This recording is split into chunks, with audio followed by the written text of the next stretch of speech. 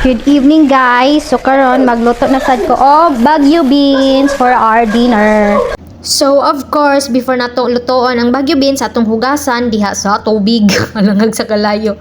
So naghugas na ko sa Baguio beans guys aron dili siya hugaw pagluto nato.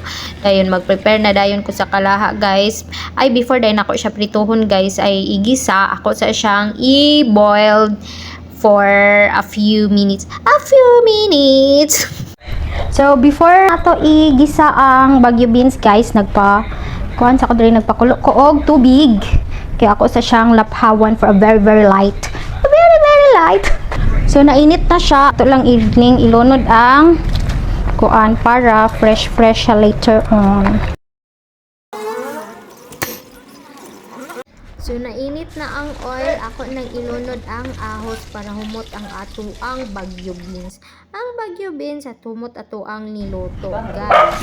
Isunod dayon nato ang ato ang Baguio beans.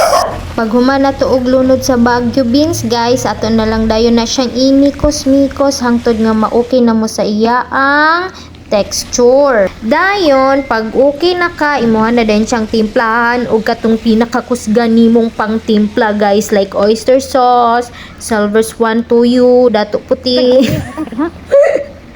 Dayon, bitsin. So diha guys, nagmikos-mikos ko. Ako lang din gipatilawan sa ako ang boardmate. Dayon, nagdula na lang din sila ni Summer. Kay si Summer, kinahanglan po nato na tagaad og atensyon aron malingaw sad siya. So nagadula-dula sila.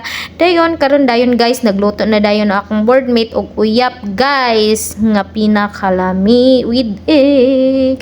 So siya nagluto og uyap guys, kay ako man sa Baguio beans gibot nga lang niya gamayng tuyo aron na apoy life ang ato ang uyap gamay. So nagmikos-mikos lang siya og gamay diha guys. Then pag human ana, lami na din kay na ang iya ang niluto guys. Mao lang to, mao na ni among panihapon ug mao na ni ang resulta. Salamat sa pagtan-aw sa akong video guys. Bye.